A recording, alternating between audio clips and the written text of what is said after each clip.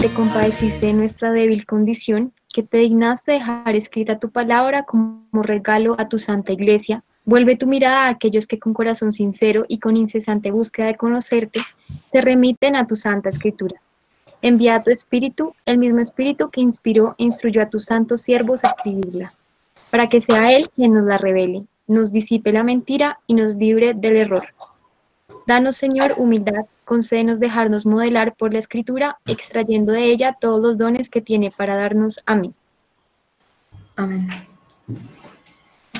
Bueno, Señor, ponemos en tus manos esta reunión, para que no sea yo quien hable, sino que sea tu Espíritu Santo que llegue a cada uno de nuestros corazones y podamos entender aquella palabra que le has inspirado. Amén. Listos. Entonces, nuestra primera lectura es el bautizo de Jesús. Mario, ¿podrías colaborarme con la lectura? Hola. Hola, Mario. Hola. Dice, bautizo de Jesús. Por aquellos días aparece Juan el Bautista proclamando en el desierto de Judea: convertíos porque ha llegado el reino de los cielos. Este es aquel de quien habla el profeta Isaías cuando dice: voz del que clama en el desierto, preparad el camino del Señor, enderezad sus sendas. Tenía Juan su vestido hecho de pelos de camello, con un cinturón de cuero a sus lomos, y su comida eran las langostas y miel silvestre. Acudía entonces a él Jerusalén, toda Judea y toda la región del Jordán, y eran bautizados por él en el río Jordán, confesando sus pecados. Pero viendo el venir muchos fariseos y saduceos al bautismo, les dijo: raza de víboras, ¿quién os ha enseñado a huir de la ira inminente? Dad pues fruto digno de conversión, y no creáis que basta con decir en vuestro interior: tenemos por padre a Abraham. Porque os digo que puede Dios de estas piedras dar hijos a Abraham. Ya está el hacha puesta a la raíz de los árboles, y todo árbol que no dé buen fruto será cortado y arrojado al fuego. Yo os bautizo en agua para conversión, pero aquel que viene detrás de mí es más fuerte que yo, y no soy digno de llevarle las sandalias. Él os bautizará en Espíritu Santo y fuego. En su mano tiene el bieldo y va a limpiar su era, recogerá su trigo en el granero, pero la paja la quemará con fuego que no se apaga. Entonces aparece Jesús, que viene de Galilea al Jordán, donde Juan, para ser bautizado por él. Pero Juan trataba de impedírselo diciendo: ¿soy yo el que necesita ser bautizado por ti, y tú vienes a mí? Jesús le respondió: déjame ahora, pues conviene que así cumplamos toda justicia. Entonces le dejó. Bautizado Jesús, salió del agua, y en esto se abrieron los cielos, y vio al Espíritu de Dios que bajaba en forma de paloma y venía sobre él. Y una voz que salía de los cielos decía: este es mi Hijo amado, en quien me complazco. Entonces, pues para todos, cuando leemos del Evangelio, terminamos con palabra del Señor. Y pues todos respondemos: gloria a ti, Señor Jesús. Y cualquier otra lectura que no es del Evangelio, ahí sí es palabra de Dios. En fin, entonces, lo primero que hacemos, como nos dice nuestro querido Juanma, es un dibujito. La lectura literal. Y lo primero que queremos ver es dónde ocurre. Entonces, nos dice que Juan Bautista estaba en el desierto de Judea. Como podemos ver, acá está la región de Judea. Y en un mapa ya de manera física nos damos cuenta que el desierto de Judea está esta extensión que está al lado del Mar Muerto y cerca del río Jordán, donde precisamente Juan Bautista estaba anunciando el reino de Dios, como nos dice la palabra. Y como una foto que acá vemos del desierto de Judea, podemos ver que es un lugar bastante estéril, bastante seco, pues efectivamente es un desierto. Listo. Entonces, volvamos a la lectura rápidamente. Entonces nos dice: por aquellos días aparece Juan el Bautista proclamando en el desierto de Judea. Ya nos dimos cuenta dónde es efectivamente el desierto de Judea. En Lucas, que es otro evangelio donde se nos narra el bautizo de Jesús, de esta manera sinóptica, nos dice que era el 30º de nuestra hora. O sea, habían pasado 30 años y efectivamente es cuando ponemos que a los 30 años es cuando Jesús empieza su ministerio. ¿Y qué hacía Juan? Él decía, convertíos porque ha llegado el reino de los cielos. Este es aquel de quien habla el profeta Isaías cuando dice, voz del que clama en el desierto, preparad el camino del Señor, enderezad sus sendas. Listo. Entonces, ¿qué está anunciando Juan el Bautista? Que se conviertan. Y cuando habla del reino de los cielos, por las profecías del Antiguo Testamento se sabía que si él anunciaba que ya había llegado el reino, es porque se había cumplido la promesa del Mesías. Así que en otras palabras, él estaba diciendo, conviértanse porque ya llegó el Mesías. O sea, ya se está cumpliendo la promesa que nuestros padres nos habían contado. Y sigue diciendo, este es un comentario que hace el narrador. Él, Juan el Bautista, era de quien hablaba el profeta Isaías, la voz que clama en el desierto. Antiguamente, cuando un rey iba a pasar por alguna población, alguien iba delante del rey y le decía a las personas que prepararan los caminos, que efectivamente si había un bache en la calzada, entonces que lo llenaran, o que si había como una especie de monte, pues que lo rebajaran y que lo limpiasen. Acá vemos el extracto de Isaías, porque por allá decía que Isaías decía que una voz clama en el desierto. Acá está efectivamente, es casi que literalmente está comentando lo que decía Isaías en su palabra.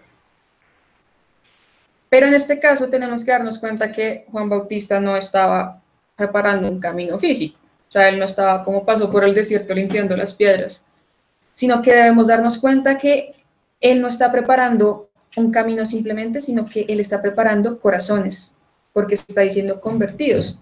Y nosotros no convertimos caminos, convertimos corazones. Así que cuando dice que todo valle sea elevado, se refiere a que todas esas oscuridades que tenemos en nuestro corazón suban, que no estén allá en lo oculto. Y que todo monte y cerro rebajado se refiere a que esa soberbia, ese egocentrismo baje, porque vuelva a ser escabroso llano y las breñas planicie. ¿Por qué? Porque solo así la palabra de Dios puede llegar a nuestros corazones. Es decir, que ¿a qué viene Juan Bautista? A preparar los corazones para que tengan la oportunidad y estén mejor preparados, valga la redundancia, a escuchar el mensaje que viene a traernos Jesús. De igual manera, en Malaquías, también una profecía respecto al mensajero que allana el camino delante del Señor. Listo. Versículo 4. Tenía Juan su vestido hecho de pelos de camello, con un cinturón de cuero a sus lomos, y su comida eran langostas y miel silvestre. Este versículo es bien particular porque uno se pregunta, ¿por qué razón van a describir cómo se viste Juan Bautista? Al fin y al cabo, ¿por qué sería importante señalarlo?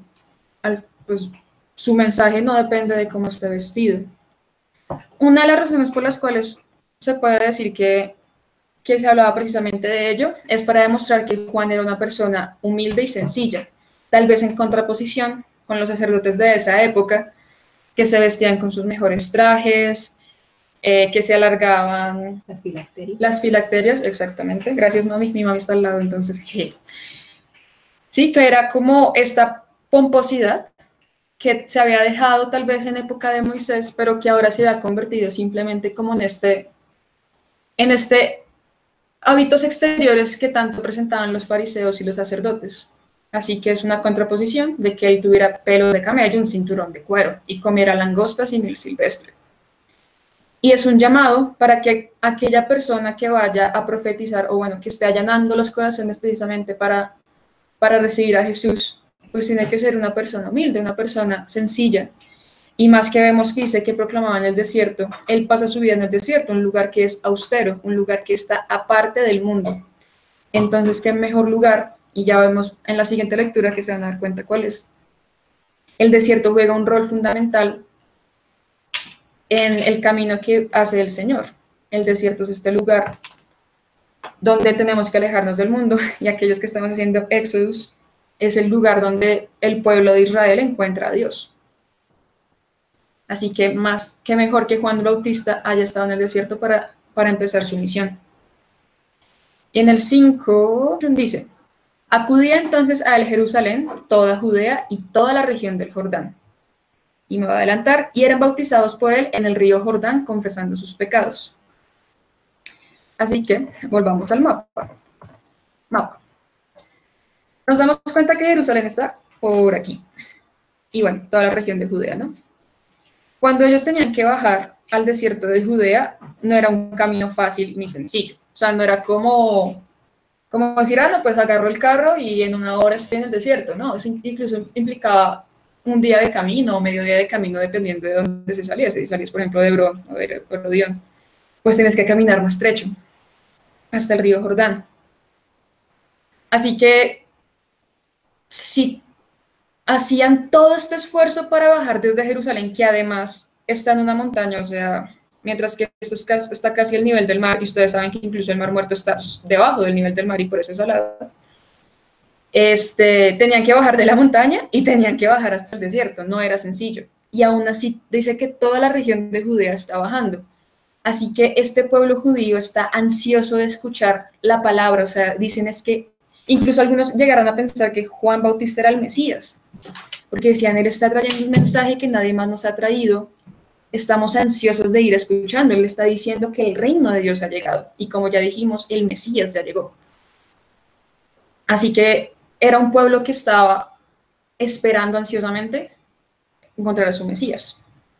Y cuando llegaban allá, ¿qué pasaba? Que Juan Bautista los bautizaba para la confesión, dice, en el río Jordán confesando sus pecados. Y acá viene una siguiente pregunta. ¿Juan podía confesar pecados? Porque, ¿cómo así? O sea, ¿quién puede confesar pecados? ¿Es que Juan también tenía esa habilidad? Y no, o sea, estrictamente hablando, no, como Juan Bautista solo, no. Pero él sí tenía, uno, estaba preparando el corazón para la confesión, o sea que su trabajo era efectivamente dejar al corazón dispuesto a arrepentirse.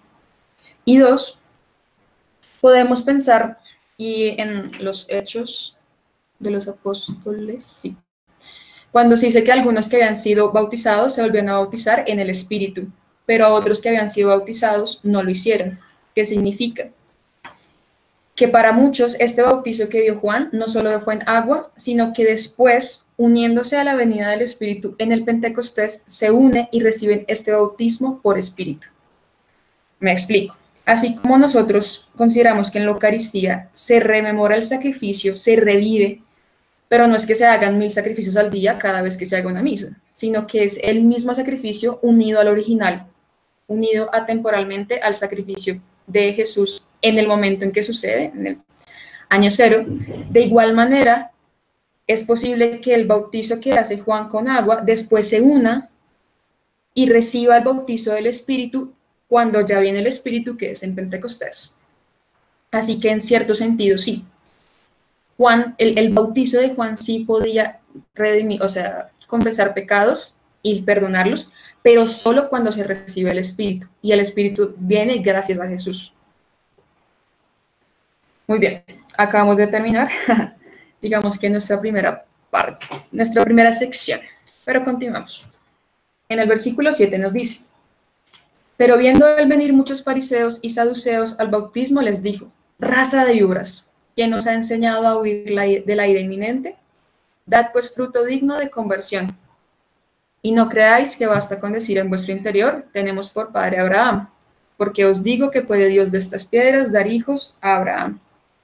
Entonces, ¿qué pasa? Él está en su cuento, él está bautizando. Allí están llegando muchas personas, pero él logra diferenciar a fariseos y saduceos y los trata fuerte.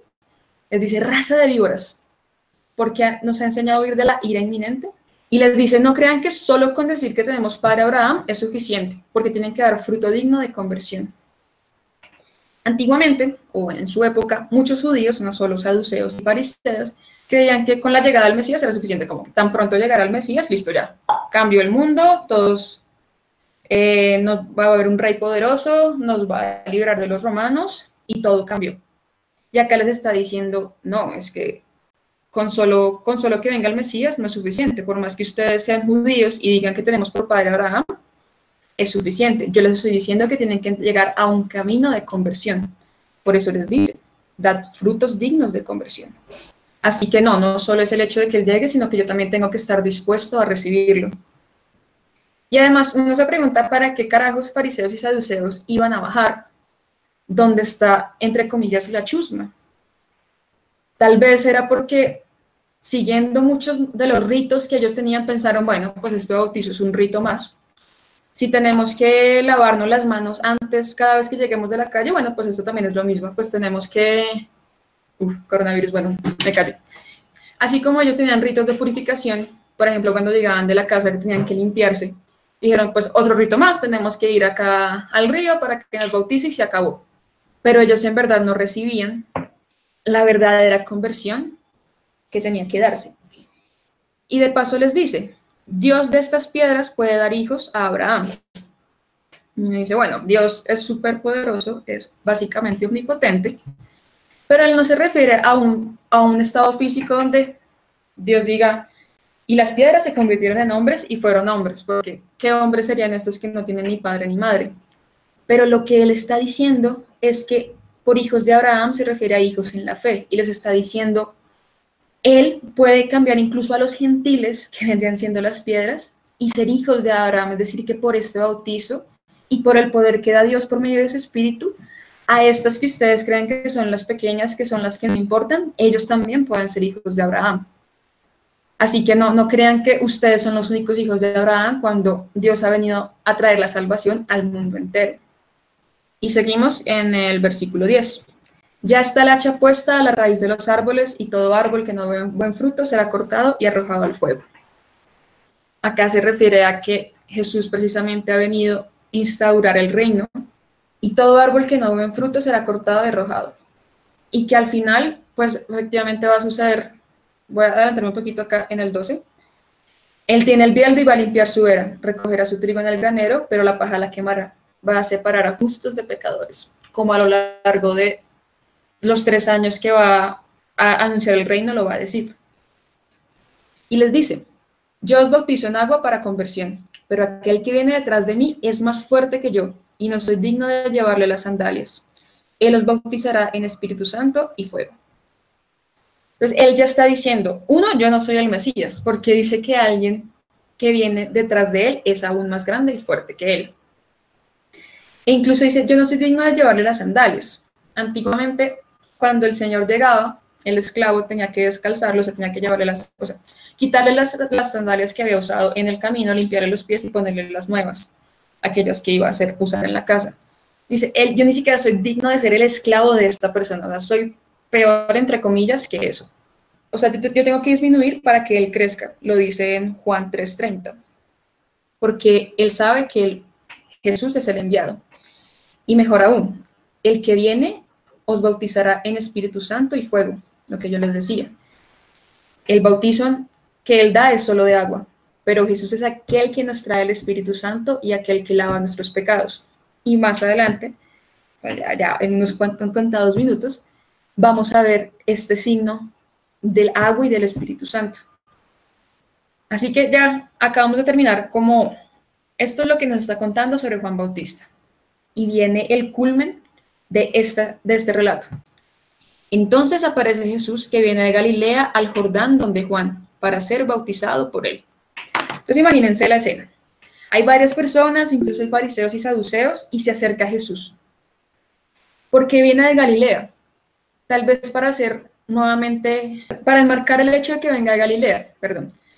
Porque incluso en otros pasajes, perdónenme, no me sé los números, dice como es que, creo que fue la lectura de hace 3 días, ¿es que acaso se puede esperar algo bueno de Galilea? Si quieren, bajo un momentico. Galilea, como ya Juan les había dicho, estaba al norte y estaba ya muy cerca de los gentiles. Así que ellos pensaban como que Galilea ya estaba, digamos que corrompida y contaminada. Y aún así Jesús viene de Galilea y llega al Jordán donde Juan para ser bautizado. Jesús llega en un estado humilde y se une con las personas que están ahí. O sea, él no pide ningún trato especial, ni dice como, bueno, por favor, déjenme pasar a mí primero, sino que él se une. Me imagino yo que por las personas y la cantidad de personas que había, tenían que hacer tal vez alguna especie de fila, ¿no? Porque tenía que bautizar a uno, el siguiente, y Jesús espera pacientemente. Ahí no dice como, entonces aparece Jesús y Juan deja todo y hace que pasa Jesús. No. Jesús espera entre los pecadores, a pesar de que Él es el único que no ha pecado. Tan pronto llega, le pide que lo bautice. Pero, 14, pero Juan trataba de impedírselo diciendo, soy yo el que necesita ser bautizado por ti, ¿y tú vienes a mí? Y Jesús le respondió, déjame ahora, pues conviene que así cumplamos toda justicia. Entonces le dejó. Juan se da cuenta que este hombre es el Mesías, o sea, lo conoce, y se pregunta, ¿por qué tengo que bautizarte yo? Y Jesús le responde, es para que se haga justicia. ¿Cuál justicia? ¿Significa que Jesús necesitaba que se le perdonaran los pecados? Pues no, acabamos de decir que es el único que no ha pecado. ¿Qué justicia se va a cumplir? Pues la justicia de que Él va a infundir su espíritu al agua. O sea, que Jesús sea bautizado, no es que el agua haga algún efecto en Jesús, sino al revés. Jesús hace un efecto en el agua, así como cuando uno pone un té en un pocillo, en el agua, y pues que efectivamente el agua queda impregnada del té, pues de igual manera Jesús cuando entra al agua queda impregnada de Jesús. Así que Jesús, por así decirlo, vuelve justa. ¿Alguien va a decir algo? Sí, Arenita, aquí hay una preguntita Dímelo. que nos hace Auris. Dice, ¿cómo sabe Juan el Bautista que Jesús es el Mesías? ¿Se le fue revelado? Uy, interesante. Ahí es un poco extraño, porque esta es la versión de Mateo. En la versión de Juan, que ustedes saben que Juan es como el evangelio más elevado, entre comillas, no es sinóptico, dice que Juan se da cuenta que Jesús es el Mesías solo cuando lo bautiza, se abren los cielos y el Espíritu Santo baja. O sea, solo cuando el Espíritu Santo baja sobre Jesús, él dice como, ¡ja! Él es el Mesías. Y tomando en cuenta que Juan apóstol, fue discípulo de Juan Bautista, es muy probable que esté más ceñido a la realidad. Así que no lo dice acá, o sea, acá pareciera que Juan reconoce a Jesús antes del bautizo, mientras que en el Evangelio de Juan lo hace después. Así que, sí, Juan no me puede complementar, pero eso es lo que pasa. Sí, precisamente la pregunta de ahora me corchó un poquito porque también se me vino a la cabeza esa imagen del Evangelio de Juan, en el que San Juan el Bautista dice que lo que tú ya dijiste, que se reconoce al Mesías únicamente cuando el Espíritu Santo desciende sobre él. Entonces, ¿hasta qué punto San Juan el Bautista conocía o sabía que nuestro Señor era el Mesías? No lo tengo muy claro en este momento y me toca investigar más. Gracias, Juan. Entonces, sí, como que hay queda pendiente. Algo extraño. Exacto. Pero para efectos prácticos, si lo reconoció antes o después, no cambia el hecho, digamos, que le haya dicho como, ¿quién eres tú que vienes a bautizarme o no? Pues no cambia el hecho de que lo dejó bautizarse. Así que, ¿qué podemos? Dime. Tenemos otra pregunta. Dímelo. Ivancito nos pregunta, ¿no eran familiares Juan y Jesús? Sí, es extraño. Yo estaba pensando exactamente lo mismo, porque Juan Bautista es de hecho primo, tomando en cuenta que es hijo de Isabel.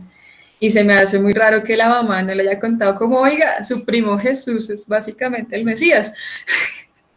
Pero, pues como no conocemos, entre comillas, nada sobre ni la infancia de Juan Bautista ni la infancia de Jesús, más allá obviamente del relato de su presentación en el templo y su pérdida ya en el templo a los 12 años. Así que, no sé, se me hace tal vez un poco raro que Juan no haya sabido tal vez que él era Jesús su primo, aunque tampoco sé qué tanto se veía, no sé si era tan fácil como de, ay, voy a visitar a mi primo y se van a quedar 8 días a jugar, no sé. Juanma también tiene 2 tareas, averiguar por qué Juan Bautista no conocía a su primo Jesús desde antes. Aquí hay otra pregunta.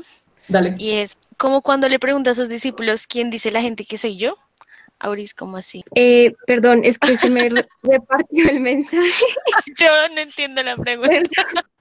Pero a lo que me refería es que acá dicen, bueno, alguien decía que seguramente a él le habían dicho como tu primo es el Mesías, pero también en el Evangelio se dice que ellos no saben quién es el Mesías, sino hasta que el mismo Jesús lo revela. Por ejemplo, cuando les pregunta a los discípulos, ¿quién dice la gente que soy yo? Y Pedro le responde, tú eres el Hijo de Dios. Y él le dice, tú sabes esto porque se te fue revelado, no porque otro hombre te lo dijo. Entonces, no, solo era como agregar eso ahí. Ok. Gracias, Auris. Gracias, Auris. Ahora sí, ni más preguntas. Por el momento, continúa. Gracias, Vale. Listo. Versículo 16. Bautizado Jesús salió luego del agua. Voy a dejarlo hasta ahí. Entonces, lo primero es que el bautizo de Jesús fue por inmersión, no como, de hecho, en nuestra, es bastante medieval esta, pero digamos, se puede, por así decirlo, ver que, así como hacen con los bebés ahora, que se toma una especie de jarra y con el agua se le echa solo en la cabeza al bebé, sino que Jesús es totalmente inmerso, o sea, baja al agua y vuelve a subir. Y esta imagen es muy importante porque es un signo de cuando baja al agua. No sé si ustedes tal vez jugando en una piscina y que ha pasado demasiado tiempo debajo del agua, ustedes se dan cuenta que cuando se baja no hay vida, en el sentido de que ustedes no pueden respirar bajo el agua. Nosotros no somos capaces de hacerlo. Por así decirlo, es una especie de muerte. Y solo cuando salimos del agua es cuando podemos volver a respirar. Y esta imagen del agua y del espíritu es una imagen recurrente, como que Dios ya tiene una receta. Es como agua y espíritu. Eso me suena a Dios. Y nos podemos dar en cuenta, por ejemplo, desde el Génesis 1:3. El Espíritu de Dios corría sobre el agua de esta tierra informe. Ya, espíritu y agua. O, por ejemplo, para Noé, el mismo Pedro nos los dice. En el Espíritu fue también a predicar a los espíritus encarcelados, en otro tiempo incrédulos, cuando les esperaba la paciencia de Dios, en los días en que Noé construía el arca, en la que unos pocos, es decir, 8 personas, fueron salvadas a través del agua. Y a esta corresponde ahora el bautismo que os salva y que no consiste en quitar la suciedad del cuerpo, sino en pedir a Dios una buena conciencia por medio de la resurrección de Jesucristo, que habiendo ido al cielo, está a la diestra de Dios y le están sometidos los ángeles, las dominaciones y las potestades. Entonces, desde Noé, a través, o sea, pasa por el agua para poder empezar un mundo nuevo. Y el Espíritu también está, porque es esta paloma, que de hecho vuelve a aparecer en nuestro relato, que es enviada para saber si la tierra seca ya ha aparecido. Agua y espíritu están presentes. Y como nos dice acá, es el signo de nuestro bautismo. Ya vamos a hablar un poco más de qué significa para nosotros el bautismo que nos salva. Y si seguimos en la historia, nos damos cuenta que Moisés también, el pueblo judío también pasa por agua. No quiero que ignoréis, hermanos, que nuestros padres estuvieron todos bajo la nube, y todos atravesaron el mar, y todos fueron bautizados en Moisés, por la nube y el mar. Nuevamente, y el viento que sopló, voy a irme un poco a Éxodo, y Yahvé hizo soplar durante toda la noche un fuerte viento del este que secó el mar. El viento, el Espíritu de Dios que mueve las aguas. Y los israelitas pasan por entre las aguas y se liberan del faraón, de Egipto, o sea, de aquello que los tenía esclavos. Siguiendo incluso la analogía, y los que estamos en Éxodos, nos damos cuenta, nos han dicho es que el faraón representa nuestros pecados y Egipto representa nuestras esclavitudes. Así que este pueblo se libera de ellos gracias a que pasa por en medio del mar. Y también lo podemos ver en Jonás. Cuando él va en la barca, si a alguno se le escapa la historia de Jonás, hasta donde mi mente me hace acordar, es un hombre casual, un hombre como tú, bueno, como yo no, pues, como cualquier persona normal, y Dios le dice, ve a Nínive y diles que se arrepientan, porque ellos están haciendo el mal. Y Jonás les dice, a los ninivitas yo no voy a ir, porque ellos efectivamente son malos, y yo no pienso ayudarles a que se salven. Y Jonás intenta huir de Dios, porque cuando va al puerto no toma el barco que va a Nínive, sino que toma un barco que va, se me olvida, hacia otro lado. Y justo cuando van en el barco, empieza una tormenta. Y todos están como, ¿por qué tenemos una tormenta? Y Jonás se da cuenta que Dios no quiere dejar que Jonás no vaya a Nínive.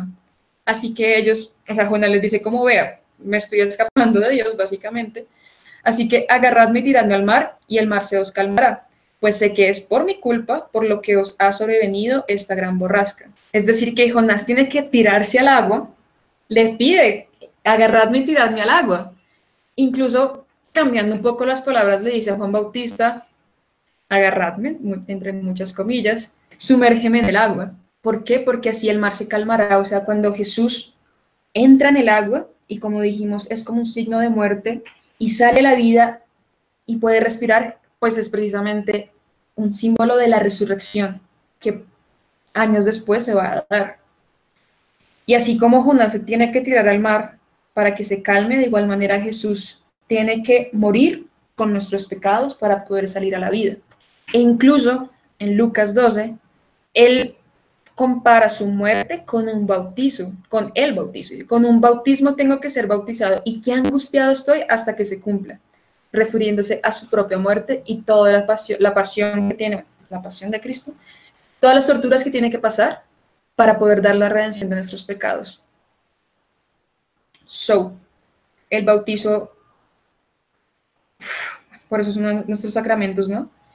Es esta figura de morir a nosotros, al antiguo yo, para resurgir como hijos de Dios.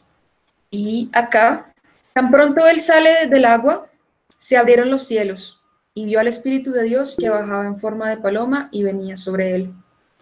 Y una voz que salía de los cielos decía, este es mi Hijo amado en quien me complazco. Así que cuando Jesús bajó a la muerte, porque bajó el agua, y vuelve a la vida, se abren los cielos. Y uno dice, bueno, pues es que se abrió el cielo porque el Espíritu de Dios tenía que bajar en forma de paloma.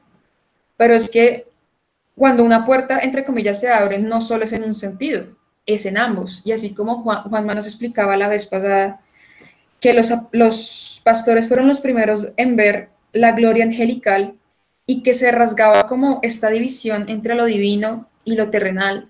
Incluso cuando muere Jesús se desgarra el velo del templo, porque ahora nosotros podemos entrar a lo divino. Acá también sucede lo mismo. Se abren los cielos, no solo para que el Espíritu baje, sino porque los cielos quedaron abiertos a nosotros. Nosotros tenemos la posibilidad y la autoridad de ser hijos de Dios. Así que nuevamente se abren los cielos en ambos sentidos.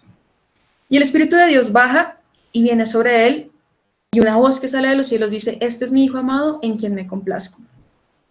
Así que, para el lado de Jesús, viéndolo desde la perspectiva de Jesús, el Espíritu baja y lo unge, así como David y los reyes eran ungidos, porque el Espíritu baja y le dice, empieza tu misión. Este es mi Hijo amado en quien me complazco. Y ese me complazco no es una explicación de, y me complazco porque va a redimir los pecados, y me complazco porque se va a sacrificar, sino simplemente me complazco y punto. O sea, no tiene que dar mayor explicación. Y si lo llevamos para nuestra vida, cuando nosotros somos bautizados en el Espíritu, como ya les dije, morimos para nuestros pecados y nacemos para el Señor. Y el Espíritu baja sobre nosotros. Por eso es que es un bautizo de agua y de Espíritu. Y nuevamente son los elementos que a lo largo de la historia de la salvación están presentes. Agua y Espíritu. En cada bautizo están presentes los dos elementos. Agua y Espíritu. Y el Padre cada vez nos lo dice. Este es mi Hijo amado, te lo está diciendo a ti. O sea, tú eres mi Hijo amado, en ti me complazco. Y no dice, en ti me complazco porque tienes las mejores notas, o en ti me complazco porque eres el mejor deportista. No, se complace y punto. Se complace porque eres su Hijo amado. Así que, bueno, este es un pasaje impresionante que merece la lectura, no solo tal vez un poco literal, sino de qué me está diciendo a mí. Por el tiempo, pues nosotros no hacemos ese tipo de análisis. Pero piensen sí como, ¿qué significa el bautizo para ustedes? Que el cielo se ha abierto para que ustedes sean hijos de Dios. Y lo instituyó Jesús. Así que otra razón por la cual se hace justicia es porque es el símbolo de que no solo Jesús tenía que ser bautizado, sino que Él abre, por así decirlo, la tradición, entre muchas comillas, de que nosotros sigamos siendo bautizados para poder entrar en agua y Espíritu. ¿Y por qué? Nuestra última referencia de este pedazo es cuando habla con Nicodemo en Juan capítulo 3. Él le dice, en verdad te digo, el que no nazca de lo alto no puede ver el reino de Dios. Y le dice Nicodemo, ¿cómo puede uno nacer siendo ya viejo? ¿Puede acaso entrar otra vez en el seno de su madre y nacer?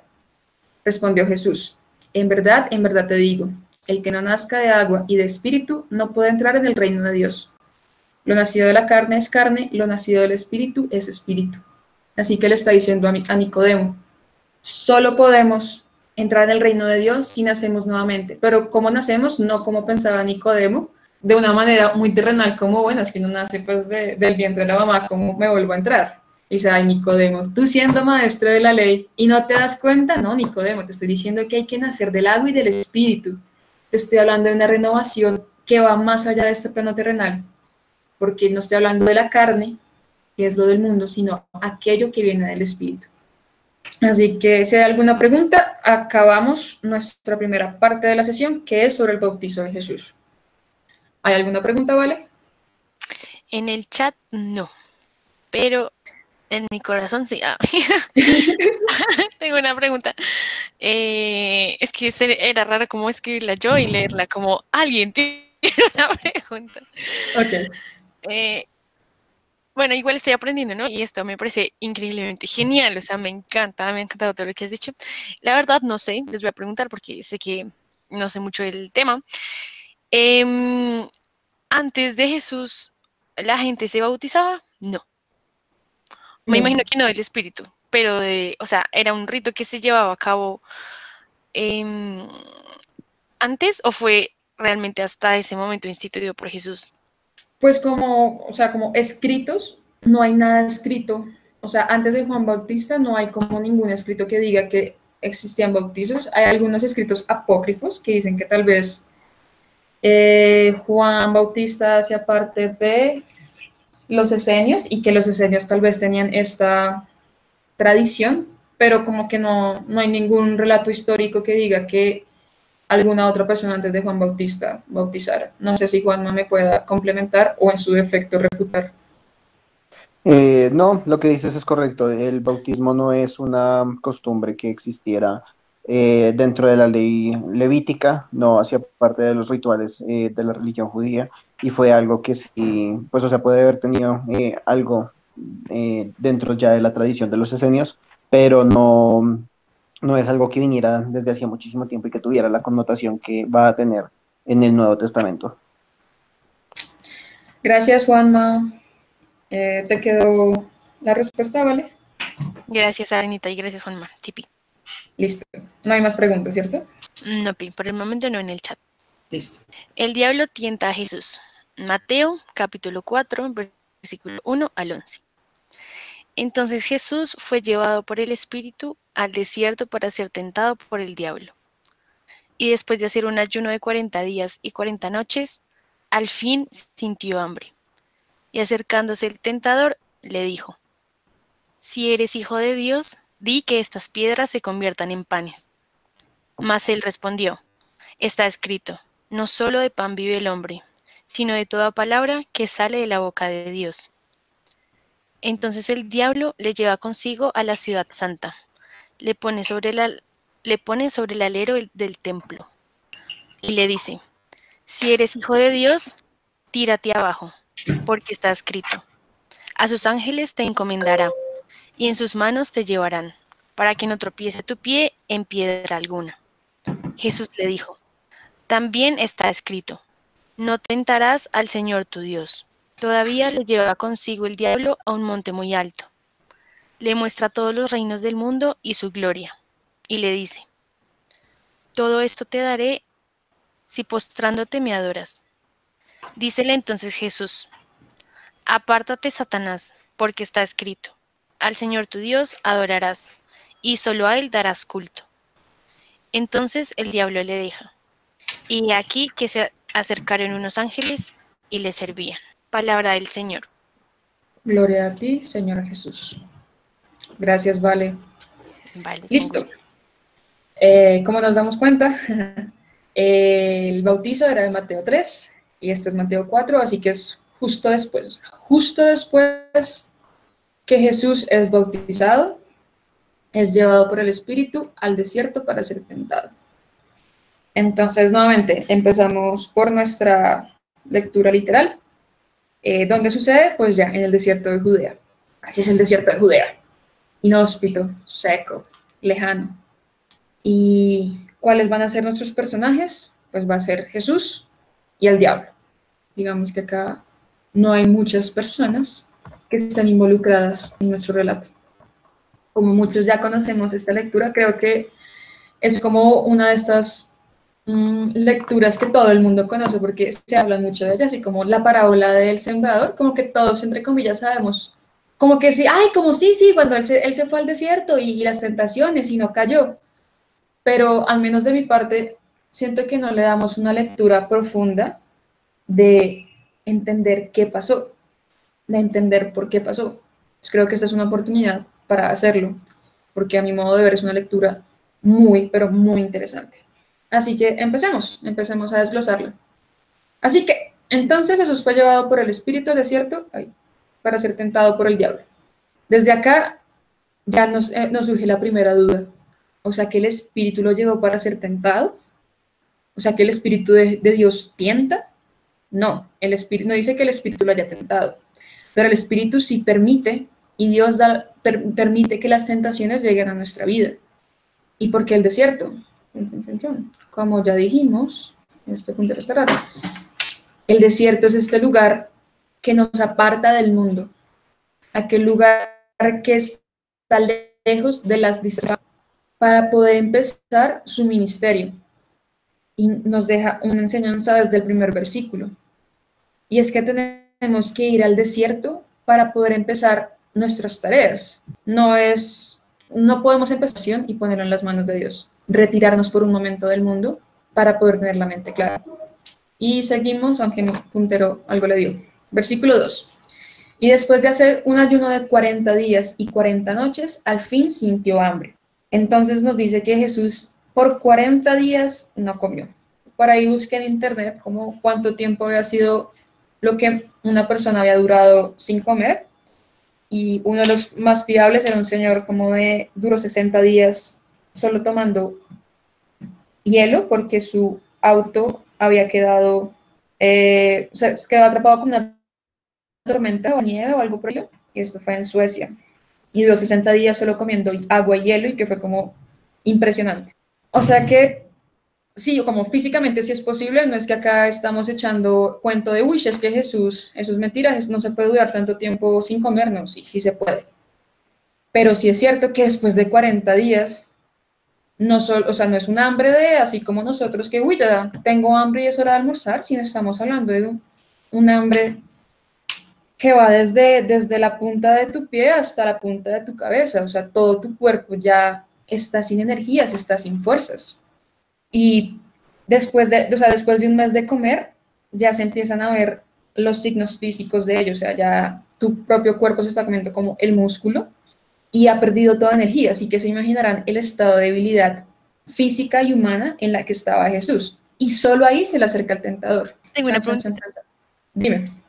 Entonces, como para ver si entendí bien, digamos lo que tú decías del primer versículo, fue llevado por el Espíritu, o sea, el Espíritu sería el mismo Dios que guió a Jesús al desierto, y lo que te entendí entonces es que Dios permite que tengamos tentaciones para que nos acerquemos a Él.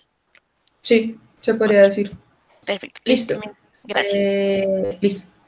Después de los 40 días y 40 noches, o sea, cuando Jesús ya está en su estado más débil, imagínense como si ustedes les pusieran la evaluación final del semestre sin ustedes haber dormido una semana y sin haber comido. O sea, su cuerpo ya les dice como, por favor, no más. En ese momento es cuando el tentador se le acerca. No antes, no justo cuando salió del bautizo, no justo en el día 1, no, porque está lleno del Espíritu. No, ya esperó 40 días a que estuviera débil. Y se le acerca y le dice, si eres hijo de Dios, di que estas piedras se conviertan en panes. Dejémoslo hasta ahí. Arinto, ¿hay una preguntita? Dímelo. Abril nos pregunta algo muy interesante que también me la cuestionaba, y es, ¿se podría decir que este relato hace referencia a una idea literaria según estudios teológicos? Es decir, ¿o se cree que sí sucedió en 40 días y 40 noches?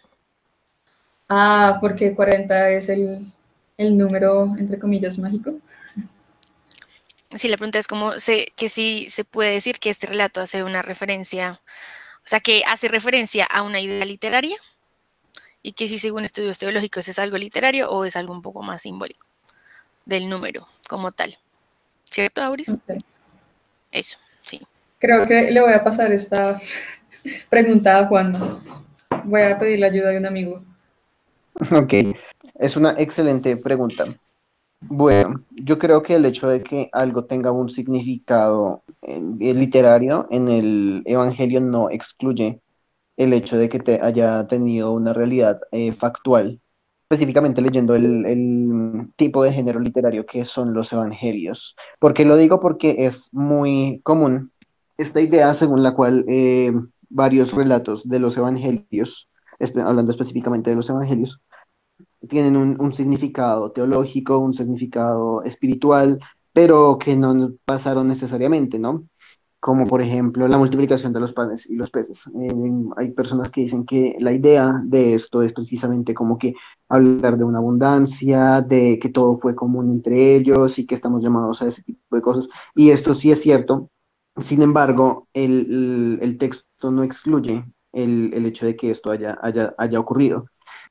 Respecto a si nosotros como católicos creemos o tenemos que creer las narraciones de los evangelios en este tipo de puntos, bueno, o sea, no es algo que mencionemos en el credo ni nos van a, pues no vamos a estar sujetos a excomunión si no los creemos. Yo sí creo una cosa muy al lugar, es pertinente decirlo, aunque parezca que me estoy saliendo un poquito del tema, y es que si nosotros sí profesamos como católicos que Dios es una Trinidad, que en esa Trinidad la segunda persona se hizo como nosotros para redimirnos, se hizo un niño pobre, murió por nosotros y resucitó, y eso sí lo tenemos que creer como cristianos, pues multiplicar los panes y los peces viene siendo poca cosa. Entonces, si nuestra fe nos llama a creer que Dios se hizo hombre y murió y resucitó por nosotros, ¿por qué no habríamos también de tener esa misma fe para creer otro tipo de relatos que ocurren en la Biblia, como la multiplicación de los panes y los peces, el milagro del vino en las bodas de Caná, y también pues esta narración respecto a los 40 días en el desierto, que ciertamente el número 40 tiene un significado teológico que significa un cambio de un estado, y un inicio también de algo nuevo. No excluye para nada el hecho de que haya podido ocurrir de manera literal. Entonces, tal vez me salí un poquito del asunto, pero sí me parece que es importante señalar eso en el sentido de la fe y que eso ahora no podemos llevarlo tampoco al otro extremo y me remito a la primera sesión que tuvimos ya entrando en contenido en la nacional, en la que decíamos que es muy importante entender el género literario que estamos leyendo, porque, por ejemplo, mencionando a Jonás, uno podría también preguntarse, ¿a Jonás realmente se lo comió la ballena? Y leyendo el género literario de Jonás, del libro de Jonás, podemos darnos cuenta que el mismo libro da detalles acerca de su literacidad. Por ejemplo, se dice que Nínive era una ciudad que se recorría en 3 días. Hoy en día el mundo es muchísimo más grande y que dudo mucho que haya una ciudad tan grande como para que se recorra en 3 días. Y pues Nínive era muy grande en esa época, pero no era el caso. El número 3 también tenía como una cuestión, pero ahí mismo se está diciendo que el texto no está siendo literal y o sea, un lector contemporáneo lo habría podido encontrar. Eso respecto al género literario de Jonás. Pero los evangelios son un género literario en sí mismos que narran la historia, la vida de Jesucristo y a la luz pues del hecho de su resurrección específicamente. Son como los testimonios que dentro de la iglesia primitiva soportaban la predicación de los apóstoles y de los sucesores de los apóstoles de que estas cosas sí habían ocurrido. Y por eso me parece que en lo que respecta a los evangelios, sí es importante tener este tipo de detalles y de milagros de Jesús como algo factual, algo que realmente ocurrió. Gracias, No, no, Juanma. gracias, Juanma. Tengo entendido que 40 también significa, como decía Juanma, un número que simboliza teológicamente como conversión, ¿no? Como transformación, como ese cambio. Es lo que tengo entendido también. Era el mismo. Sí, es correcto. Entonces, antes de entrar directamente al relato, creo que es importante resaltar dos verdades clave. Y es que la primera, Jesús no puede pecar. Porque dice, bueno, si el diablo entró a tentarlo, entonces Jesús es súper fuerte y no cayó en la tentación, pero él sí pudo haberlo hecho. Y no, Jesús no puede pecar. ¿Por qué? Porque él es Dios. Y es lógicamente imposible para Dios pecar. Porque es lógicamente imposible. No es como usamos ahora que, ay, lógico, como diciendo que algo es obvio. sino en el sentido estricto de la palabra por definición. Así como cuando yo defino que un triángulo tiene 3 lados, pues es lógicamente imposible decir que un triángulo tiene 4 lados. Yo lo definí así. De igual manera, Dios por definición es el ser bueno, o sea, es la bondad, es la verdad. ¿Y el pecado qué es? La mentira y la maldad. Así que Dios no puede pecar, porque estaría en contraposición de su propia naturaleza. Y Jesús es Dios, así que Jesús no puede pecar. Ahora bien, si Jesús no puede pecar, entonces ¿para qué Satanás va a ir a tentarlo si sabe que no va a lograr nada? Entonces, si yo ya sé que mi misión es prácticamente imposible, ¿para qué voy a ir a hacerla? Pero entonces ahora tenemos que ir a ver la naturaleza de Satanás.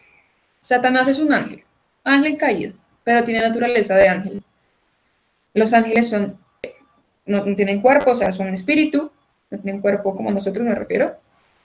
Tienen voluntad y tienen inteligencia, pero esta inteligencia es mucho más aguda y mucho más fina, porque, por ejemplo, no está restringida por el cuerpo como nosotros. O sea, nosotros tenemos que tal vez crecer para poder empezar a entender ciertos temas, tenemos que dormir, nosotros no podemos aprender si, por ejemplo, no estamos bien nutridos. Satanás no, o sea, su inteligencia no está acotada por este tipo de restricciones. Pero él no es ni omnisciente, ni omnipresente, ni omnipotente como Dios. En particular, él no es omnisciente. Él no puede leer nuestros pensamientos y nuestros corazones, por ejemplo. Entonces dicen, bueno, entonces, ¿cómo sabe a qué intentar el diablo sino con esos pensamientos? Ah, pero es que él sí puede ver los actos. Y como su inteligencia es tan aguda, así como estas personas, estos psicólogos han desarrollado estas técnicas para leer como los microactos que tienen las personas y que si está sudando y que si levantó la ceja o cosas por el estilo, y logran entender la psicología de esta persona, pues con más ver a Satanás, él puede ver cuando alguien tiene una inclinación hacia comer mucho o hacia tomar mucho o hacia los juegos. Él puede darse cuenta de ellos y nosotros mismos nos podemos dar cuenta cuanto más Satanás. Pero volviendo a la omnisciencia, él no podía saber que Jesús era el Hijo de Dios. Él no lo sabía de manera certera, o sea, él no podía decir con 100% de certeza, él es el Hijo de Dios. Él lo podía sospechar y pues justo antes ya había pasado que los cielos se abrieron y Dios dijo, este es mi Hijo amado, o sea, Dios mismo ya lo dijo, este es mi Hijo. Y también Satanás puede leer las escrituras del Antiguo Testamento e interpretarlas incluso de mejor manera que nosotros y darse cuenta que las profecías que estaban en el Antiguo Testamento estaban siendo cumplidas por Jesús. Pero incluso teniendo ese conocimiento natural, él no tiene un conocimiento sobre el amor. A pesar de que él incluso supiera que Jesús iba a ser crucificado, él no se da cuenta y él no es capaz de ver porque está cegado por el odio que esto es un plan de amor. O sea, él no puede leer en código amor. Es como, ahí sí sale como en las guerras que escribían en ciertos códigos que por más que tú pudieras ver lo que está escrito, no sabías el mensaje adentro. De igual manera, el plan salvación está escrito en código amor. Y Satanás, por más que vea las letras y por más que las vea y las observa y las entienda a nivel literal, él no puede ver lo que está debajo. Y no se da cuenta que eso va a ser su perdición, que es la salvación y la redención de nuestros pecados por el sacrificio de él. Él mismo incita a que Jesús sea crucificado. ¿Acaso no es el que asusa para que digan crucifícalo, crucifícalo? Así que volviendo a esto, está cegado en su odio, que él simplemente va a enfrentarse con su adversario. Su adversario es Dios.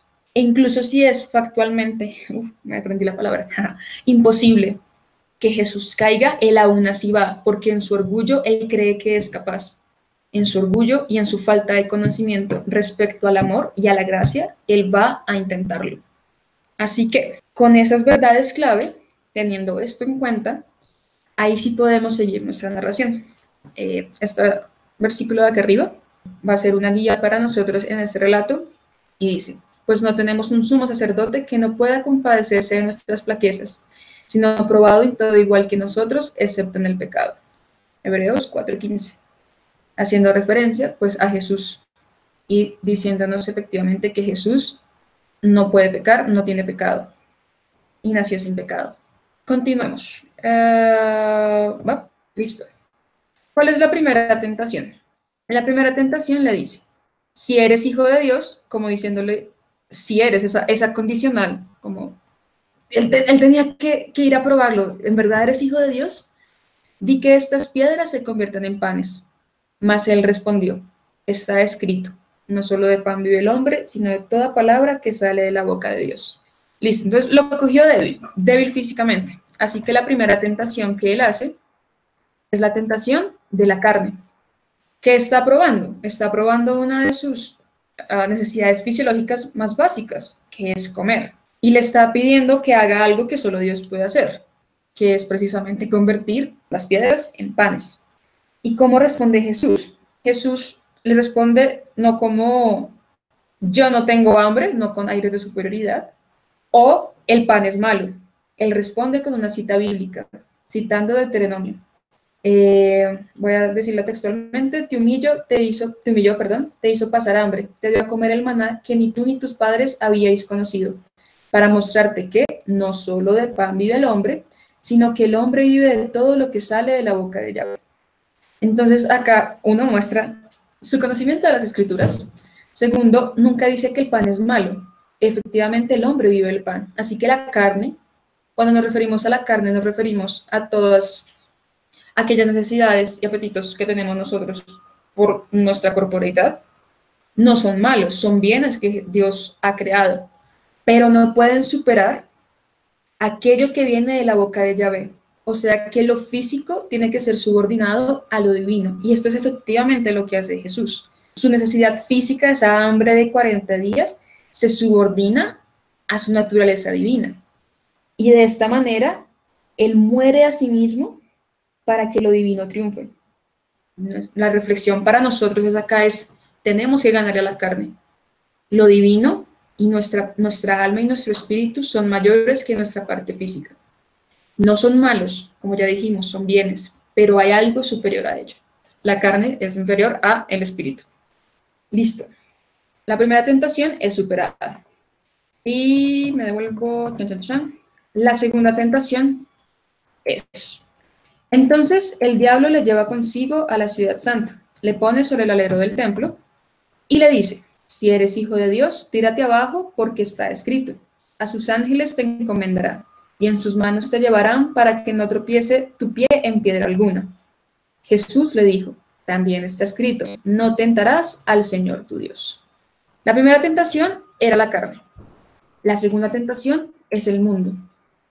Porque el mundo, si lo viéramos de una manera literal, esta tentación tiene muy poco sentido. O sea, ¿para qué el diablo lo va a tentar a tirarse de un edificio? O sea, ¿para qué lo vas a tentar con algo que le va a hacer daño?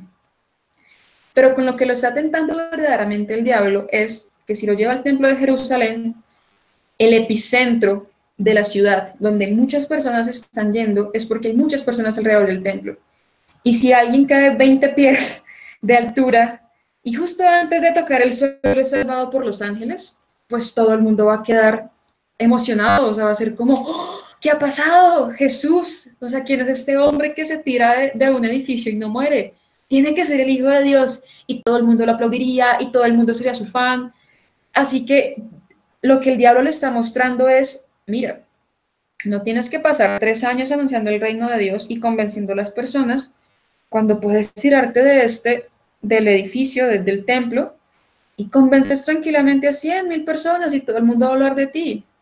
Le está mostrando el camino fácil.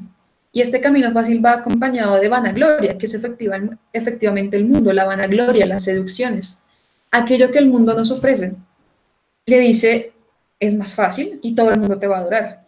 Y además, tergiversa la palabra del Señor. Cuando dice, está escrito, te está refiriendo al Salmo 91. Uy, esa comita quedó mal. Voy a coger como solo el pedazo que el diablo toma y dice: Él dará orden sobre ti a sus ángeles de guardarte en todos tus caminos. Te llevarán ellos en sus manos para que en piedra no tropiece tu pie. Pero es que él no lee, bueno, en este caso, él no le dice el resto del Salmo. En primera instancia, si leyéramos un poquito más arriba, se está refiriendo a cualquier persona que tenga su confianza en Dios, o sea, no solo el Hijo de Dios. Y si leemos más abajo, la lectura dice y continúa: pisará sobre el león y la víbora, hollarás al leoncillo y al dragón, y son nombres del diablo. O sea, incluso el mismo Salmo está hablando de superar al diablo, de pisarle la cabeza al león y a la víbora, al leoncillo y al dragón. O sea que tampoco le sirve al diablo decirlo completo porque estaría, o sea, como sería haciéndose un tiro en el pie. Ante esta tentación, o sea, cuando ya el diablo demuestra que tergiversa la palabra, Jesús responde con la palabra. Él sí conoce la palabra, o sea, él no, entre comillas, no le mete las manos en la boca, como a veces nos sucede a nosotros que nos citan una palabra de la Biblia y nos asustamos y es como, ¡ah! Yo no sé dónde está eso, ay Dios mío, sí dice eso, porque no conocemos el contexto. Pero Jesús sí lo sabe y le responde con la palabra. No tentaréis a Yahvé vuestro Dios como le habéis tentado en Masá. Entonces, claramente no. Acá tentar no se refiere a las tentaciones de las nuestras, de llevarnos a pecar, porque pues claramente nosotros no podemos tentar a Dios, hasta lo dijimos, Dios no peca, sino que acá tentar se refiere a probar. Así que no pruebes al Señor tu Dios, como, lo habéis probado en Masá. ¿Por qué en Masá? Porque cuando el pueblo de Israel estaba en el desierto, empezaron a decir, tenemos sed y a ver si Dios es tan grande y nos da agua, o sea, como que nos saca de Egipto y nos va a hacer acá morir de hambre y de sed. Así que probaron a Dios diciéndole, tú no vas a ser capaz de salvarnos. Y efectivamente sucede que Moisés toca la roca y sale agua. Pero ese punto queda nombrado debido a que ellos probaron a Dios. Así que la segunda prueba, la tentación, es el mundo, la vanagloria y el camino fácil. Pero Jesús le dice, no pruebes al Señor tu Dios. Y la supera. Así que continuamos. La última tentación le dice, todavía le lleva consigo el diablo a un monte muy alto. Le muestra todos los reinos del mundo y su gloria. Y le dice, todo esto te daré si postrándote me adoras. Dícele entonces Jesús, apártate, Satanás, porque está escrito, al Señor tu Dios adorarás y solo a Él le darás culto. Listo. Entonces, en la tercera, el diablo hace uso de sus poderes como no lo hace con otras personas. Hasta donde yo sé, a nadie lo ha llevado a lo alto de la cumbre y le muestra a todo el reino y toda la gloria como se le mostró a Jesús. O sea, está llevando sus mejores armas a la batalla que es contra el Hijo de Dios. Y esta tentación es el diablo mismo. O sea, es el diablo actuando de manera directa. En las dos primeras, el mundo y la carne, Jesús no hubiera podido caer, estrictamente hablando, porque estas tentaciones que se presentan a nosotros son parte, o sea, podemos caer por la concupiscencia de nuestra carne, de nuestra caída, pero Jesús no era un hombre caído, así que técnicamente hablando no podía caer en las primeras dos, pero sí puede no caer, pero sí sentir la tentación del diablo. ¿Y cuál es la tentación? Es un poco extraño porque le muestra los reinos y la gloria del mundo, pero es que Dios acaso no es el dueño del mundo. ¿Él acaso no es el dueño de todas las cosas? Sí, pero en este caso Satanás no está mintiendo.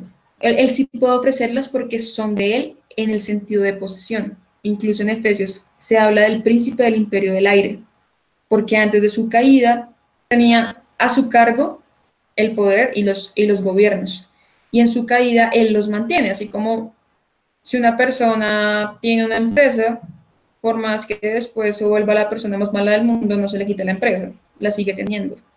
De igual manera, aunque él no es el dueño de estas cosas, él sí tiene poder sobre ellas. En este caso, Satanás no miente, le está ofreciendo algo que efectivamente sí le puede dar. ¿Pero qué le está ofreciendo? No le puede ofrecer algo de lo cual Dios ya es dueño. Él le está ofreciendo es la institución de un reino. Le está mostrando, o sea, le está diciendo, ¿te acuerdas que tu tarea es instituir el reino de los cielos? Pues mira, te la hago fácil. No tienes que ir 3 años a predicar y no tienes que morir y no tienes que sacrificarte, sino que mira, si ya los tienes a todos en un reino y en tu poder, básicamente van a estar obligados a hacer lo que tú quieres, hacer la bondad y la voluntad y que estén bajo tu mandato como tú quieres. ¿Eso no es acaso lo que viniste a hacer? Pero no le muestra al otro lado de lo que pasa cuando alguien tiene el poder absoluto, y es que el poder absoluto corrompe. Te lleva a pensar a que eres, de hecho, él era Dios, pero imagínense, de que tú puedes mover a todos como marionetas ¿Y por qué Dios no lo hace? Por amor, porque Dios es amor. Y sin libertad no hay amor. Él no puede instituir su reino en un reino donde no haya libertad. Porque Él quiere que nosotros lo aceptemos de manera voluntaria y libre. No porque Él es un dictador, el gran dictador del cielo que nos dice qué hacer, sino que Él respeta nuestra libertad y nos pide que lo aceptemos voluntariamente. Así que Jesús, ya cansado, le dice, apártate, o sea, apártate de mí, Satanás, y solo a tu Dios le darás culto, solo a Yahvé tu Dios temerás, a Él servirás y por su nombre jurarás. Porque acá pues ya el diablo ha sido súper atrevido, o sea, le está diciendo, adórame. No, ya, o sea, solo a Dios puedes adorar y solo a Dios rendirás culto. Y vence la tercera tentación, que es la tercera, la del diablo mismo.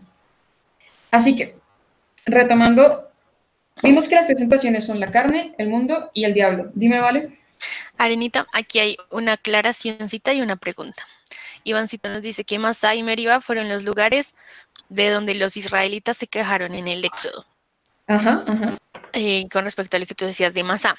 Mi pregunta va relacionada con lo que tú decías del ejemplo de la empresa. Entendí el ejemplo, la analogía que hacías, pero todavía no me queda muy claro. Si me podrías aclarar, por fin, porque todavía le pertenecerían, o sea, porque todavía le pertenecería a Satanás. Si él, o sea, digamos, en el ejemplo de la empresa tú nos decías, bueno, por más de que la persona se vuelva muy mala, no deja de tener la empresa. En este caso, porque todavía le pertenecerían a Satanás después de, pues, de lo que pasó. No sé, todavía no me queda muy claro eso. Gracias. Pues no es que las tenga, como ya dije, o sea, Dios los tiene, pero sí tiene poder sobre ellos. O sea, el poder que en un principio influía de manera positiva, sigue teniendo ese poder de influir de manera negativa. ¿Sí me explico? Listo, perfecto. Sí, Ok. gracias. De pronto yo pueda añadir una cosita. Sí, yo creo que como que el poder o la fuerza que tiene Satanás respecto a lo que tiene que ver con los gobiernos o con el poder en sí, y que tiene que ver mucho, muy probablemente con su función como ángel y que continúa después como ángel caído, es como vemos en el hecho de que las posiciones de poder se prestan de manera especial para cometer ciertos pecados, y antes de la llegada de Jesús esto se veía muchísimo en el hecho de que las posiciones de poder también estaban muy, pero muy de la mano con posiciones religiosas, ¿sí? Los reyes de muchos pueblos gentiles también eran de alguna forma sacerdotes que hacían pues actos idólatras, como lo vemos en Canaán y en muchos pueblos por el estilo, en los que se cometían actos como pues el sacrificio de niños, sacrificios humanos y muchas de este tipo de cosas. También, o sea, sin ir tan a todo lo que ya hemos visto, esto también está muy, pero muy relacionado con el reinado de Cristo, ¿no? El mundo sometido al pecado está bastante sometido precisamente al poder que Satanás ejerce dentro de cuestiones, o sea, no solamente políticas y de poder, sino también en el gobierno de cada persona y de cada corazón. Y cuando Jesucristo viene a establecer el reino de Dios en el mundo, lo que hace es, pues básicamente meterse en el terreno de batalla a Satanás para construir ahí su reinado, para ganar una batalla ahí. Uf, súper. Gracias, Juanma. Listo, encontré y de hecho sí, Masá significa en hebreo prueba o proceso, por eso se llama Masá. En fin, como nos dijo Ivancito. Volviendo, ¿el diablo consigue algo con las tentaciones? No, porque de hecho él necesita comprobar que efectivamente en ese momento, él es el Hijo de Dios. ¿Y que consigue Satanás?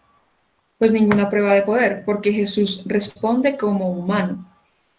O sea, no convierte las piedras en panes, no se tira del templo, responde como un humano cualquiera. Y yo había dejado una cara de la moneda sin explicar. Había explicado por qué el diablo lo tienta, pero no expliqué por qué Dios o el Espíritu permite estas tentaciones. Y nuestro querido Santo Tomás de Aquino nos da la explicación de que después de esto, Jesús se hace más fuerte en el sentido que conquista las tentaciones. Y nos muestra que por más que una persona sea la más santa y la que no tiene pecados, todos estamos a merced, entre comillas, todos podemos recibir tentaciones. Incluso, o sea, Jesús, que era el que no había pecado, recibió tentaciones, cuanto más nosotros que sí podemos pecar. Y como les dije, como Él respondió como un humano, Él nos da ejemplo de que nosotros, con nuestras pobres fuerzas, pero siempre dadas por las fuerzas, o sea, siempre nuestras fuerzas se ven mejoradas por la fuerza de Dios, nos da el ejemplo de que podemos vencer las tentaciones. ¿Okay? Como les había dicho, Hebreos nos habla de este sumo sacerdote que no pueda compadecerse de nuestras flaquezas, sino probado en todo igual que nosotros. Porque Jesús también probó las tentaciones, y aunque no podía caer en ellas y no podía, digamos que sentir el mismo placer, me refiero, si nosotros se nos ofrece un dulce, nosotros incluso antes de caer en la tentación, podemos decir como, uy, qué rico, chocolate, ¿sí? Como saborear la tentación. Pues Jesús no podía pecar, no podía pasarlo, pero él sí pudo sentir qué se siente ser tentado. Fue probado en todo, igual que nosotros. Entonces, ¿cuánto más no amar a nuestro Señor, que además de encarnarse y de volverse humano, también permite poder ser tentado para acercarse más a nosotros pecadores, que desde el bautizo se mezcla con los pecadores y parece uno más, pero al fin y al cabo nunca peca y nunca ha pecado. Así que después de todo esto, lo que Él nos muestra es que nuestra naturaleza humana puede ser revitalizada, puede ser llevada a lo divino, puede superar aquellas tentaciones que nosotros recibimos a lo largo de nuestra vida. Y al igual que Él, que al final llegan los ángeles y les sirven, pues los ángeles también, al momento de que nosotros pasemos a nuestra vida eterna, también vamos a ser consolados y vamos a recibir ese triunfo después de haber pasado por esta vida y haber superado las tentaciones. Y hasta aquí va nuestra sesión de hoy. Gracias por acompañarnos y espero que les haya tocado tanto como a mí me tocó esta lectura, porque es no volver a leer esas historias que, sí, ya las conocemos, pero darnos cuenta de el Jesús persona y cómo se acercó a nosotros por medio de estas tentaciones. Fin. Muchas gracias, Arenita.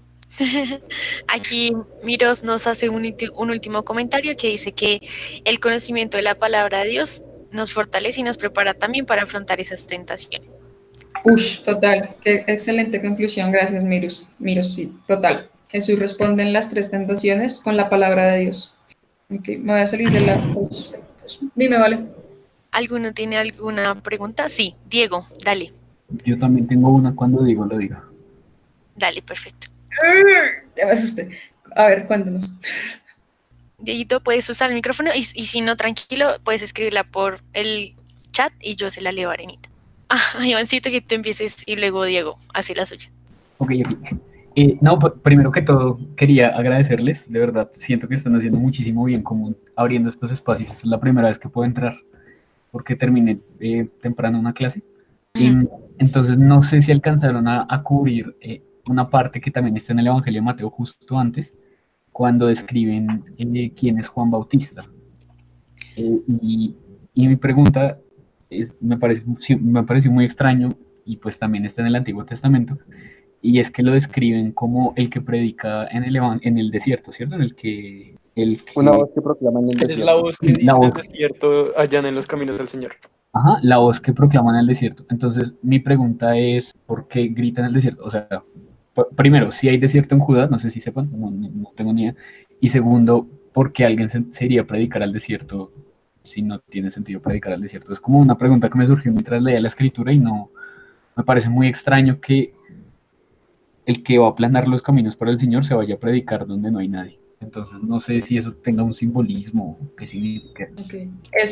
Si ves ahí en el mapa, Ivancito, acá está, bueno, como el mapa en su época, en los tiempos de Jesús. Y sí, Judea tiene el desierto y está como acá al lado del Mar Muerto y pues al lado del río Jordán. Entonces sí hay desierto. Y acá está la muestra del desierto, gracias a Wikipedia. Lo segundo, buena pregunta. Yo, Astrid, diría que, como tal vez había dicho, el desierto tiene este simbolismo de austeridad, de sencillez, y a pesar de que él estaba en el desierto y que proclamaba donde no había nadie, las personas bajaban a donde él estaba. Entonces su predicación no era infructuosa. Entonces, yo siento que es aún más fuerte el símbolo, porque es, a pesar de que le estoy hablando a los vientos, El viento lleva la palabra y le llega a las personas y yo no voy a ir hacia ellos, sino que antes bien ellos van a venir hacia mí. Y las personas tienen que ir efectivamente donde está la voz. ¿Y dónde está la voz? No en el mundo, no en donde están las distracciones, sino al desierto, donde pueden ya dejar el mundo atrás y las distracciones. Ok. Oye, gracias. Gracias a ti, Iván. ¿Y Dieguito? Sí, bueno, no sé si puedo decir una respuesta sobre lo que dijo mi hermano, es que pues es algo que decía mi director espiritual y me pareció muy chévere. Más que cualquier otra cosa, también se tenía que entender como en el sentido como simbólico de qué es el desierto, ¿sí? Y el desierto entendido como el lugar donde menos se pueden vivir las cosas que como que más le gustan al hombre, ¿sí? Como los placeres de la carne, como pues todo el sentido de la soberbia, sino que en el desierto verdaderamente es como todo el sentido del lugar donde básicamente no hay nada, ¿sí? Donde no se puede sembrar nada, donde todo es infructuoso, donde todo es malo, por así decirlo. Entonces, cuando él dice, bueno, cuando se escribe, él es la voz que grita en el desierto, o allana en los caminos al Señor, usualmente lo que se refiere es como que allanen el desierto del alma, porque ya viene aquel que sí puede sembrar en ese lugar que pareciera ser tan infructuoso como es el alma del hombre, porque todo el Antiguo Testamento es fracaso tras fracaso de cada alianza que hace Dios, porque el hombre siempre la embarra. Entonces es como literalmente un desierto, o sea, no se puede sembrar nada porque de una se acaba, ¿sí? Mientras que cuando dice esto, pareciera referirse mucho más a que es la invitación de San Juan a que todos vayan en los caminos del Señor porque viene aquel que sí puede hacer algo en ese desierto. Entonces, como me lo explicaban, es mucho más que no se refiere a que literalmente siempre fuera como, no sé, como eh, el que aclama al desierto, o sea, como propiamente, sino que le dice al desierto del alma de cada persona que allane ese camino que tiene con Dios, porque prontamente va a venir Él. Entonces, pues lo entendé ya pues de ese modo pues más figurativo. Y bueno, pues no sé, la pregunta es, siempre se me ha hecho muy raro, es como pues que nosotros no entendemos que Jesús sea una parte hombre, un hombre. Entonces, mi pregunta es, ¿cómo entender estas cosas como súper, como que parecieran tan irreales a veces y que muchas veces como que, por ejemplo, cuando uno entra como a conversar con una persona que apenas se está convirtiendo o algo así, siempre es lo que primero causa como conflictos y es, bueno, ¿y ustedes creen que de verdad duró 40 días y 40 noches sin probar bocado en lo absoluto? Y siempre son como, pues, difíciles de responder en el sentido de, si decimos que es como completamente hombre, ¿cómo puede vivir 40 días y 40 noches como sin nada, ¿sí? O sea, como sin esa necesidad fisiológica básica que sería como comer o tomar algo, ¿sí? O sea, cómo entenderlo y cómo poder explicarlo, por así decirlo. Okay. Creo que, excelente la explicación del desierto, me gusta también un montón. Creo que no se contraponen, creo que se complementan. Y lo segundo es, no sé si la alcanzaste a escuchar, pero yo sí dije como que buscando por internet, buscando personas que habían durado ese tiempo, está la historia de un hombre en Suecia que creo que su auto se atascó como una tormenta de nieve o como que tal vez se salió de su curso. El punto es que vivió 60 días y pues con sus noches, solo tomando agua y hielo y no comió nada. 60 días. Así que sí, físicamente sí es posible vivir 40 días sin comer. En ningún momento dice sin tomar agua, así que me imagino que él, como persona del desierto, habrá sabido algún oasis o algo por el estilo, sí, porque tomar agua sí creo que físicamente solo podemos como una semana o algo por el estilo y ya a punto de morir. Sí, no, dice ayuno, ¿no? Se refiere simplemente a la comida. Así que sí, es físicamente posible durar tanto tiempo sin comer. A mí me gustaría complementar con lo que dijo Dieguito, que me pareció súper lindo lo que nos comentabas del desierto, y yo también hablando con un amigo el año pasado sobre este tema del desierto, precisamente, él me decía, él hace parte de una espiritualidad que nació en España, y él me comentaba como Vale, el significado del desierto es algo tan hermoso y algo tan profundo que básicamente es muy relacionado con lo que decía Dieguito. Y él decía que precisamente el desierto es ese lugar donde aparentemente no hay nada, pero es donde puede crecer todo, ¿sí? Y básicamente es eso. Y él decía, cuando uno a veces está en esa noche oscura de la fe, o que uno se siente como estoy en un desierto, precisamente es donde más frutos uno puede tener, porque es donde el Señor puede sembrar, porque está, digamos, aparentemente súper muerto e inhóspito y no hay nada, pero en eso donde aparentemente no hay nada, o en medio, no sé, eso uno también lo puede poner como en medio de una situación difícil, en una enfermedad, en una, no sé, una pandemia, lo que estamos viviendo de alguna manera, como donde a simple vista, a la luz de la lógica humana, no es posible, a la luz de la lógica de Dios es totalmente posible.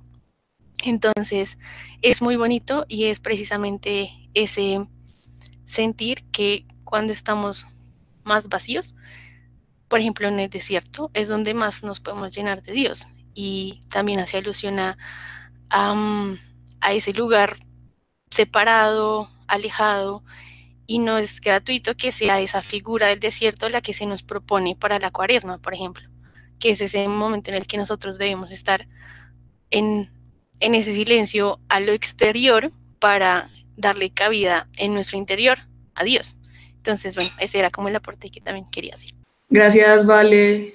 Acabo de entrar al chat y estamos 46 personas. Uf, gracias. Entonces, como las personas que tienen likes, es como, llegamos a 100 likes, estoy por el mismo estilo. Tranquilo. Pero sí, igual son interpretaciones muy lindas. Yo creo que también la figura del desierto es así, como decía Arenita, todos esos se complementan, entonces es muy bonito. Gracias, Dedito, por tu aporte, también me gustó mucho. ¿Alguna otra pregunta? Ok. Creo que... Yo no Dime. tenía una pregunta, pero tenía como igual un poquito de parte de la reflexión de la última tentación, Sí, Pi. que digo también por ahí como que lo pensé en alguna parte de la escritura, como digo antes de que Astrid lo explicara, como más o menos la interpretación del significado, como pues también haciendo alusión un poquito pues a los apegos materiales, ¿no? De pronto a que nos ponemos como, pues como otros dioses, ¿no?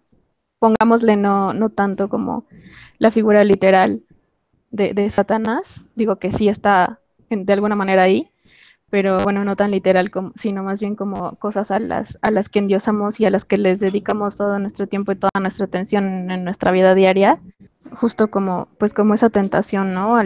Con la que estamos siempre luchando, yo creo. Es muy cierto, Miros. Siempre estamos, pues como humanos, estamos ahí en la batalla y como nos decía Juanma, que Cristo se le metió en el rancho al diablo y estamos luchando la batalla y haciendo acá propaganda. Lean el artículo de Juanca que precisamente habla de eso, de la institución del reino de Cristo y cómo es necesario que Él reine. ¿Algún otro comentario? También se vale dar sus conclusiones, uno no se las sabe todas, de hecho solo se sabe una, entonces cualquier otra está súper mega bienvenida. Ok, entonces ya para finalizar, no sé si Juan más sigue por ahí, nos puede hacer la oración final. Claro que sí. Entonces, en el nombre del Padre, del Hijo, del Espíritu Santo. Amén. Señor, te damos infinitas gracias porque en medio de toda esta situación que está viviendo el mundo, pues nos permites reunirnos como hermanos, como parte de tu iglesia, a conocer tu palabra, a estudiarla como hermanos en comunidad y te pedimos que siga dando los frutos en nuestras vidas, en nuestras familias y en el mundo entero para que se siga construyendo tu reino. Te damos gracias, Señor, por todos los frutos que puedan traer de manera anticipada. Te damos gracias por todos los frutos que pueda traer ese ejercicio que hicimos y te pedimos muy especialmente por pues, todas nuestras intenciones y pues para que todo lo que hemos aprendido pueda salir al mundo a que muchos más te conozcan. Padre nuestro, que estás en el cielo, santificado sea tu nombre. Venga a nosotros tu reino, hágase tu voluntad en la tierra como en el cielo. Danos hoy nuestro pan de cada día, perdona nuestras ofensas como también nosotros perdonamos a los que nos ofenden. No nos dejes caer en tentación y líbranos del mal. Dios te salve María, llena eres de gracia, el Señor es contigo. Bendita tú eres entre todas las mujeres y bendito el fruto de tu vientre Jesús. Santa María, Madre de Dios, ruega por nosotros los pecadores, ahora y en la hora de nuestra muerte. Amén. Gloria al Padre, gloria al Hijo, gloria al Espíritu Santo, como era en un principio, ahora y siempre, por los siglos de los siglos. Amén. En nombre del Padre, del Hijo y del Espíritu Santo. Muchísimas gracias, chicos. Gracias, Juana, gracias. Gracias.